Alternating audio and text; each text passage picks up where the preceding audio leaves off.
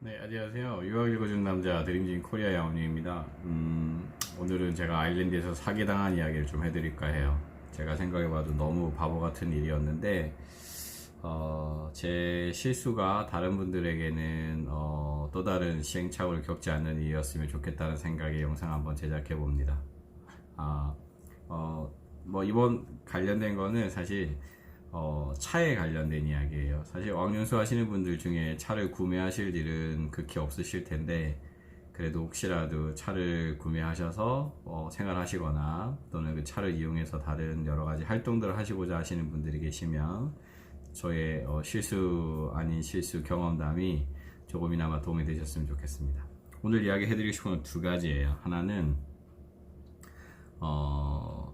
어떤 거를 결정하는 데 있어서 어떤 사람이 영향을 미친다라고 하면 그 사람에 대한 신뢰도를 그 상품에 투영시키지 말자는 겁니다. 예를 들면 이런 거예요.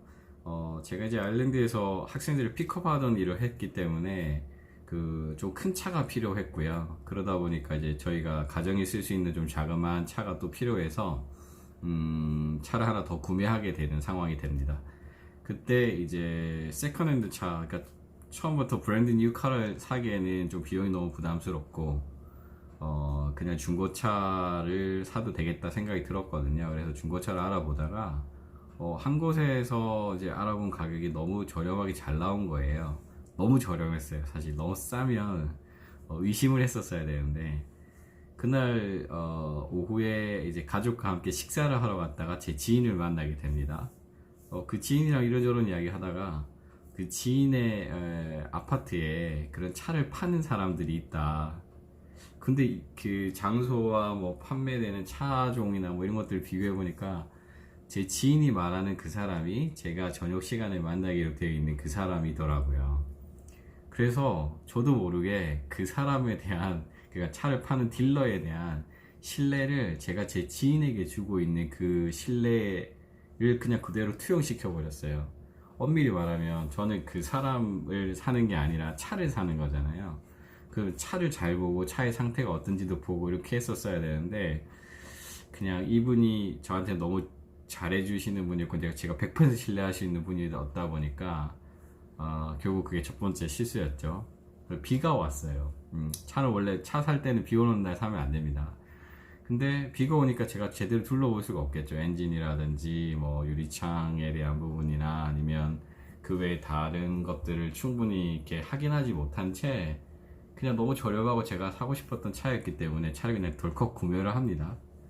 그러고 나서 그 다음날 제가 차 시동도 걸어보고 이렇게 해보다 보니까 사실 차가 엉망인 차였어요.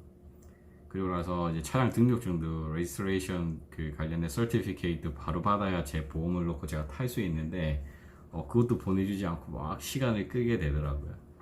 결국 그 사람이 뭐 나쁜 마음을 먹었는지 안 먹었는지 잘 모르겠지만 어쨌든 그거는 제가 사기를 당한 것처럼 됐어요. 근데 그 중에 많은 부분은 제가 충분히 알아보지 못한 제 실수인 것 같습니다.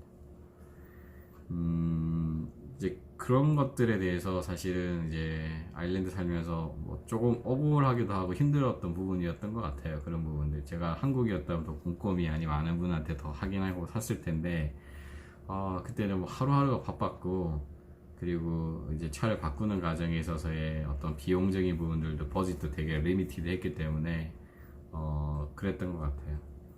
그래서 이제 아일랜드에 가시는 분들 중에 이제 롱텀으로 계시는 분들은 보통 뭐 1년 또는 2년 뭐 그 이상도 지내시고 뭐 새로운 일을 시작하시게 되기도 하고 취업도 하시게 되는데, 뭐 제가 아일랜드에서 이제 있으면서 차량 관련된 것들 중에서는 좀 많이 한국과 좀 달랐던 부분들이 뭐냐면 기본적으로 모터 텍스 오피스가 있어서 그곳에서 한국 사람이 운전면허증을 먼저 대사관에 가서 한국 면허증이 아일랜드랑 이렇게 호환이 되기 때문에 관련된 서티피케이트를 받아서 모터 텍스 오피스 가시고 서류 작성하고 그 비용을 내면 10년짜리 물론 자기 원하는 연수에 따라 다르긴 하겠지만 저는 10년짜리 아일랜드 드라이브 라이센스를 신청해서 받았고요.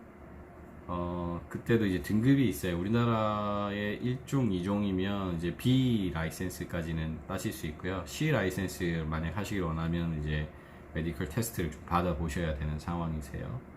그리고 난 다음에 이제 보험을 들게 되죠. 아일랜드 보험은 사실 한국에서 운전 경력이 있으셨던 분은 그 경력 증명서라 그래서 한국에서 자기 이름으로 또는 가족의 이름이지만 내 이름이 그 certificate 증서상으로 나올 수 있는 분들이라면 그거를 레퍼런스 떼달라고 해가지고 그거를 보험사에 제출하시면 횟수로 제가 얼핏 기억나기로 3년 이상 그 운전하신 분들에 대해서는 3년인지 5년인지 확실하지 않은데 그렇게 되시면 그 보험료의 절반만큼은 감면받으세요.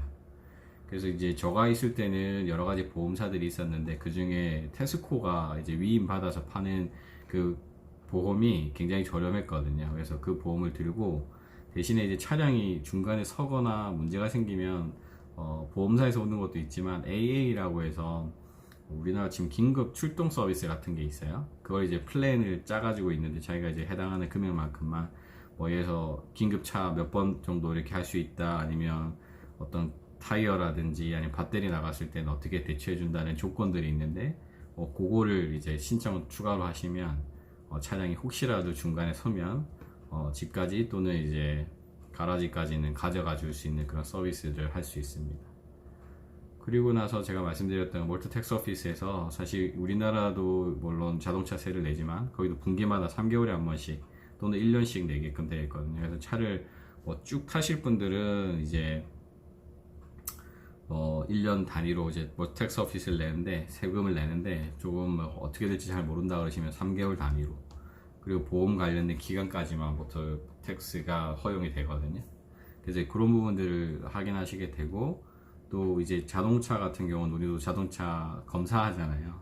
아일랜드도 마찬가지. 중고차를 사시는 분들은 그 차량의 상태에 대해서 검사받는 게 있는데 그 검사를 잘 통과하셔야 사실 그 차를 도로에 끌고 다니실 수 있어요. 만약에 보험이 없다거나 텍스를 안 냈다거나 아니면 방금 말씀드렸던 그런 어떤 자동차 검사에서 통과하지 못한 차들은 사실은 도로에서 주행하다가 가로등한테 이제 지적을 당하면 차가에 대해서는 이제 벌금을 물게 된다거나 뭐 제재를 가할 수 있는 그런 게 되기 때문에 차를 혹시 운전하시게 되면 그렇고요. 마지막으로 아일랜드는 한국과 도로의 시스템이 달라요, 그죠? 우리나라는 가실 때 이렇게 가시고 이쪽에서 이렇게 오죠. 근데 아일랜드는 이쪽으로 오고 이쪽으로 가요. 그러니까 도로 시스템이 반대예요. 핸들이 우리나라는 왼쪽에 있다면 그 아일랜드는 오른쪽에 있거든요. 그래서 가끔씩은 역주행하면서 사고도 나기도 하고 또 우회전이나 좌회전 할 때 잘못해가지고 다른 차선으로 들어가서 사고가 나기도 하고 그렇습니다. 그래서 차량을 렌트해서 여행을 하신다거나 이러실 때는 반드시 이런 부분들 주의가 좀 필요한 것 같고요. 마지막으로 이제 차량 렌트를 하시는 방법에 있어서는 아일랜드에서 한국에서 가져가신 면허 혹시라도 이제 그쪽에 라이센스를 이렇게 호환하지 않는다면 국제운전면허증이랑 우리나라 면허증이랑 가져가셔서 차량 렌트하는 곳에다가 이야기하시고 두 개를 다 보여주시면 차량을 렌트하실 수 있어요. 사실 보험금 때문에 풀 커버를 잘 안 하는 경우들이 있는데 아일랜드 사고 나거나 그러면 굉장히 금액이 많이 나와요. 그래서 몇십 유로, 몇백 유로 아끼겠다고 차량을 풀 커버 안 하면 나중에 낭패를 보실 수 있으니까 차량을 혹시 렌트하게 될 때는 풀 커버를 하시는 게 원칙이고요. 장거리를 운전하시는 경우에는 이제 first 드라이버, 그 다음에 second 드라이버들을 한 명 더 지정할 수 있어요. 그래서 혹시 장거리 갈 때 동행자가 운전할 수 있는 사람이라면 자기 이름만 올리지 말고 세컨드 드라이버까지도 올리시는 게 좋고요. 가능하면 차량을 빌릴 때 나이가 어린 사람의 이름으로 빌리지 마시고 나이가 뭐 25세 이상, 35세 이상 적어도 보통 이게 만으로 이제 25를 기준으로 대부분 다 차량 보험 계약이 되기 때문에 25세 이상 되시는 분이 차를 빌리시는 게 금액적으로는 좀 더 세이브 하실 수 있습니다. 그래서 아일랜드에서 여행하시면서 생활하시면서 차량과 관련된 그런 경험들을 혹시 하시게 된다면 제가 드리는 이 조언이 조금이나마 도움이 되었으면 좋겠다 생각이 들고요. 가능하면 딜러한테 차를 사시는 게 더 좋은 것 같습니다. 차량 딜러 중고차라 하더라도 딜러들한테 사면 그 개런티 기간이 있어요. 6개월이면 6개월, 1년이면 1년. 그 기간 동안에 어떤 차에 문제가 생겼을 때는 판매한 딜러가 그거를 보상해 주게끔 되어 있기 때문에 그런 부분들은 감안하셨으면 좋겠고, 개인 대 개인의 거래일 때는 차를 잘 아는 사람과 동행해서 그 차를 볼 수 있으면 저처럼 시행착오를 안 겪거나 실수를 안 할 수 있을 것 같습니다. 아일랜드에서는 제가 말씀드린 것처럼 아직까지는 한국 사람들을 대상으로 한 사기 사건이나 안 좋은 뉴스들은 그렇게 많이 없었어요. 그래도 이제 그 어떤 물건을 구매할 때 있어서는 제가 말씀드린 것처럼 자기가 알고 있는 지인의 신뢰를 그 상품에 투영하시지 마시고 반드시 그 상품을 잘 알아보시고 좋은 결정을 하셨으면 좋겠다고 생각합니다. 초록색 입으니까 괜히 또 아일랜드가 그리운 밤이네요. 아일랜드 있는 학생들한테 연락 잠깐 해보니까 다행히 잘 지내고 있어서 감사하고요. 아일랜드의 생각들을 좀 더 정리해서 아일랜드 이야기 좀 더 많이 해드릴 수 있으면 좋겠다고 생각합니다. 오늘 이렇게 마무리할게요. 이상 유학 읽어주는 남자 드림진 코리아 양원영이었습니다. 감사합니다.